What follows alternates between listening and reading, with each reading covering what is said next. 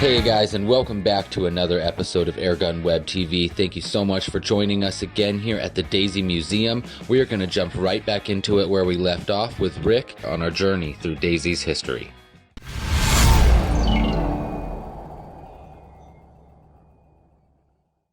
Hey guys, we're here again at the Daisy Airgun Museum, and we're going to talk about the evolution of Daisy Airguns, which start with some pretty interesting little animals you got up there. Tell me what's going on here. I think this is a good place to start. This display covers the early years of Daisy and kind of the evolution of the Daisy air rifle. It includes a couple of guns made by the Markham Company, because they were already in existence in Plymouth, Michigan when Daisy came along, and Clarence Hamilton, who made Daisy's first little wire stock gun, began competing with them.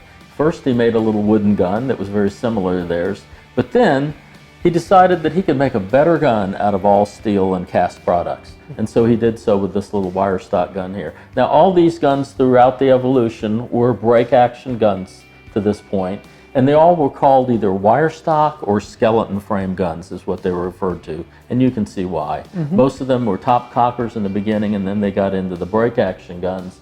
But as you come over here and you see more guns that instead of being cast were stamped steel frames on the guns.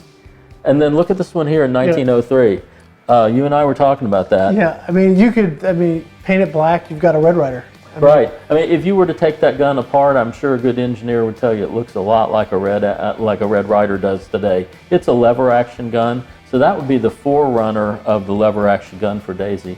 If you look in this case and you see other guns, the Sentinels, the Dubois, the Ilion, all these other air guns, Atlas, they were all competitors of Daisy. And Daisy didn't invent the air rifle, but Daisy did make the air rifle a popular consumer product. They were good marketers even from the beginning, and they had good design to their guns. And that's why the company survived all these years while these other companies were absorbed or bought out or went out of business. If you take a look at like the 1903 right there, I mean, that's 1903, we're at 2018. Right. I mean, that style design is still on store shelves, and that really speaks a lot to the longevity of that. This is very, very cool to see. It started from like a concept of a wood sort of, I don't even know how that gun works. They were kind of a break action gun, then the third one's an under lever. The next three were top cockers and then break actions throughout the years. And then when they got into the lever action, that design I think was probably popularized, if you think of it, by kind of the Western culture of the United States. I mean, you have a Marlin 30-30 exactly. or a all those Winchester lever actions 30, were great sellers, and so were these little guns, and so is the Red Ryder today. That's awesome. That's some great history.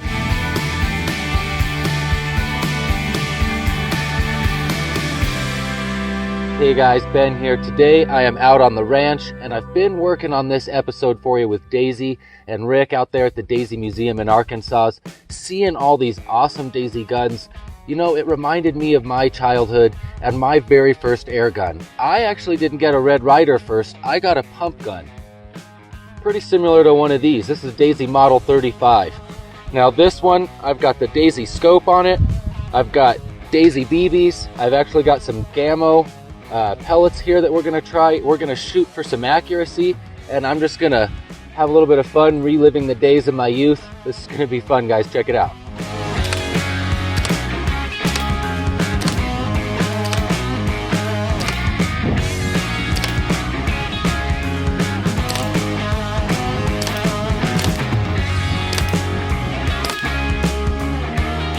All right, guys, so there's the results. Look at that, about a dime-sized group with the pellets. We had all shots there falling close to the bullseye when we were shooting the BBs. You know, that was just too much fun. I don't really want to quit. I think what I need to do next is go find someone to play with me. All right, guys, so I've got my friend, my wife, and we've got a fresh target set up. All right, ladies first, you take the first shot. Oh, man. Looks like I'm gonna have my competition cut out for me.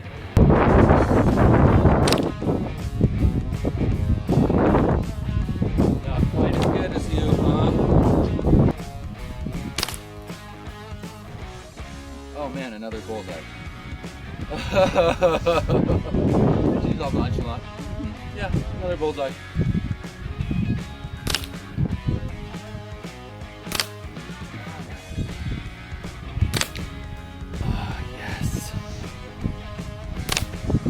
Oh yeah. Oh, I missed. Score is, it's anybody's game at this point now. It's anybody's game now.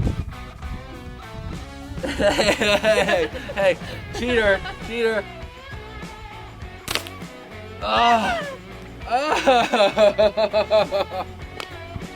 All right, guys, we're gonna call that a tie.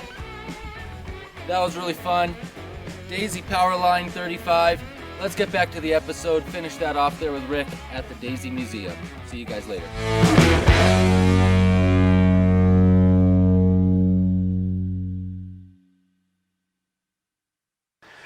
Well, Joe, we are here at a very important part of the Daisy Museum, and you guys have invested so much into shooter education. And we're at that point of the tour here, and I want to give you the opportunity to talk a little bit about this, because this is actually really, really important. No, you're right. And a deep part of your legacy and lineage here at Daisy is right here. So go ahead and tell me what you got going on here, and tell me what you guys are actually still doing today, because this hasn't gone away. This is vibrant and alive right now. You are right. You hit the nail on the head. Shooting education is so important to our company. Probably the earliest efforts around 1948 in the Detroit schools, Daisy put together a program to teach kids to shoot.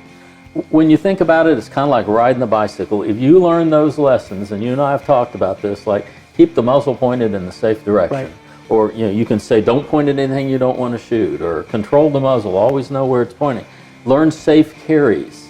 And then when you get into learning things like trigger squeeze, breath control, building a proper sight picture, believe it or not, all those things can be learned easier, cheaper, better, faster, and at a younger age with a BB gun. Right. And if you learn them young, they'll stay with you. And someday, you'd never let the muzzle of a gun cross the path of another person, neither would I. Right. It just stays with you. It becomes instinct. So the program they put together started out, and always has, and still today is, primarily focused on gun safety.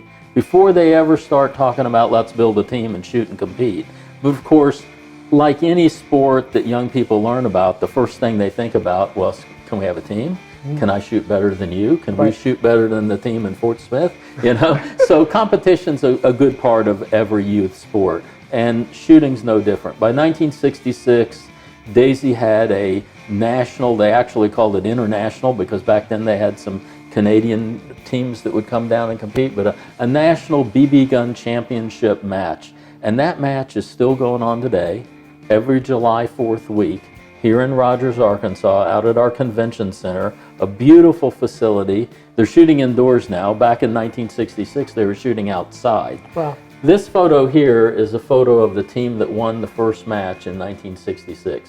They happen to be from Joplin, Missouri, and 50 consecutive matches later, we went out and found them, contacted them, and brought them to Rogers, did a special gun for that. But, you know, that's what's interesting to us, is that the history of this, but really what's important is Daisy's commitment to shooting education, to always, you know, supporting programs that teach young people how to shoot safely and correctly, and to develop all those little skills, you know, things that you need to teach yourself, like trigger squeeze, breath control. The other thing I'll tell you about shooting, unlike any other sport I know, you can teach kids things like patience, self-control, discipline, respect, and the kids that come out of these programs are some of the finest young individuals you'll ever meet. And they've learned that with a BB gun in their hand.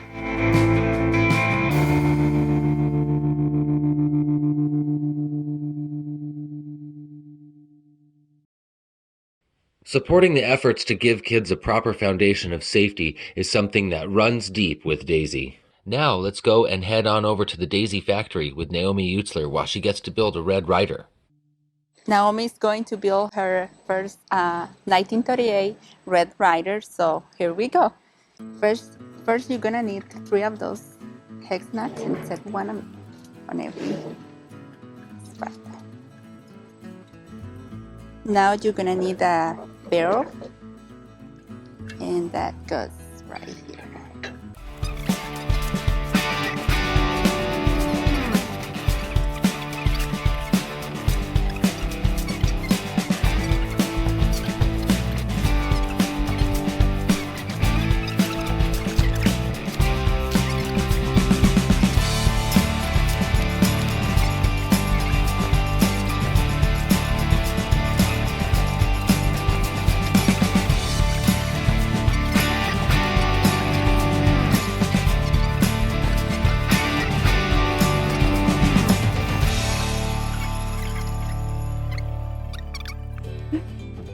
and you need to cock the gun, set it like that, hold the lever all the way up, all the way.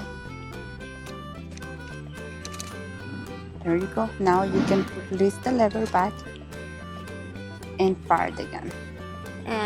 Pull the trigger, and now you got your 1938 Red Ryder. Awesome. All done. Now, let's head back over to the Daisy Museum and learn even more about Daisy's infamous gun. All right, I bet you guys have seen the movie. You know the line. You're going to put your eye out, right? Everybody's heard it.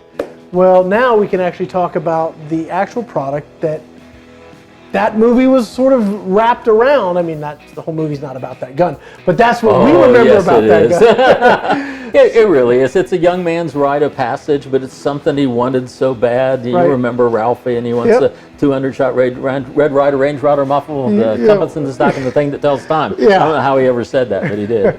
And I think there's a little Ralphie in all of us, which is why that's kind of a cult favorite movie, Sure. is because we all remember wanting that first BB gun, and Right. that's where it all started for us. And it's so important to him, so important to us. And you know, the safety lesson, his parents were good parents to be concerned, but they didn't follow through by going outside and making sure he didn't ricochet a BB off an old tin sign. So Don't there's shoot good steel lessons BBs at out hard of objects. hard objects, right. Right. But what a great movie, and Yeah. there's something in it for all of us. There was the leg lamp, and there was Dad in the furnace, and so many neat vignettes. Well, here's the deal. Okay. The movie was based on a series of short stories written by a guy named Gene Shepard, who was a humorist. He wrote serial articles in magazines. He had a radio show, and mostly lived in the Midwest. I remember particularly that the movie opens and they're in Homan, Indiana. Well, Gene Shepard grew up in Hammond, Indiana. So a lot of what he talks about in there are things he remembers from being a kid. And he remembered that he had a Red Ryder with a compass and sundial. Thing is, the Red Ryder never had those features. That was the Buck Jones. Okay. He comes here in 1982, he shows the script to Daisy, and he says, I need 6 guns, I need some prototypes for my movie, I need some props to use, you know. Show me what it would look like today. Can you take today's Red Ryder and make it look like an old one? And they did, but they also told him the Red Ryder never had the compass and sundial. And so they argued back and forth, but Shepard just kind of said, like an artist would, I really don't care what you say, that's the way it is in my movie. So in 83 and 84, Daisy made the gun with a compass and sundial. Here we are, 35 years later. Look at that. We called that gun the Christmas Dream, by the way. That's what Daisy called it in 1983. So 35 years later, we bring it back exclusively at the Daisy Museum. You can get it online at daisymuseum.com. But it's the Red Ryder with the compass and the sundial. Ralphie says the thing that tells time. Marked as an anniversary gun. Serially numbered 1 to 2,500. We're only going to make 2,500 of these. Very, very cool. So a little piece of history for everybody to either get online and buy at Daisy Museum or come here to Rogers, Arkansas and pick it up. You can actually see the product that was, or the prop that was used in the movie is right here. Right. This is the real deal, right? That's the this real is deal. Real McCoy. Photos from the set of the movies, photos from a preview showing of the movie to Daisy employees just 2 doors down from here at the old Victory Theater in Rogers, Arkansas. Oh, that's So, awesome. A lot of history. If you're a movie buff, you need to come here and see it. That's very cool. Well, Joe, I think we're just about done our tour. We've got maybe one more stop to make. This has been such an education for you. I appreciate you taking the time to just My show us pleasure. this place. Now, I wanted to say that we have just scratched the surface of everything that is in this great museum. If you're into air guns, you're into airgun history, you got to come here, Rogers, Arkansas. Come to the Daisy Airgun Museum and just spend some time here because it is awesome.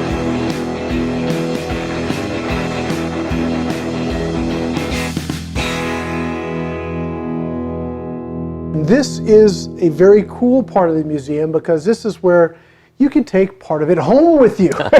So if you are in the Rogers, Arkansas area and you want to come by and visit, you can come see this great airgun museum and you can take some stuff home with you. Tell me what this is here for and why you guys have it.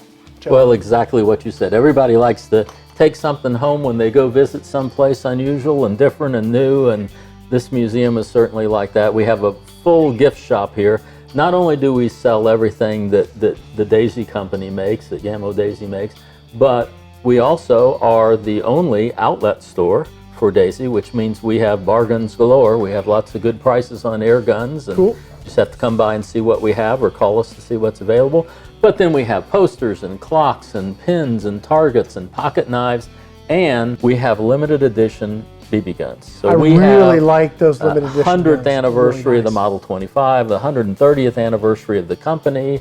We have the 35th anniversary of the Christmas Dream gun that Ralphie wanted in the movie. Right. And these are things you can only find here at the Daisy Museum, not available in other Just stores. very, very awesome. And I know I've already been putting together a mental shopping list that as soon as we're done here, I'm going to start piling stuff up on the counter. Sounds good to me.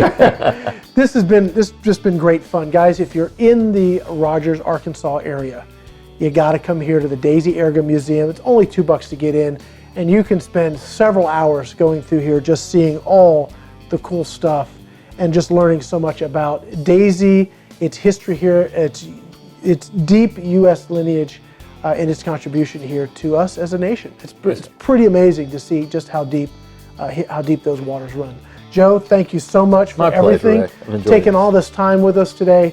And guys, thank you so much for watching. If you have any questions, you want to know more about the museum, you're going to go to DaisyMuseum.com. there you go, www.daisymuseum.com. Guys, this is Rick with AirgunWeb and AirgunWebTV. Thanks for watching.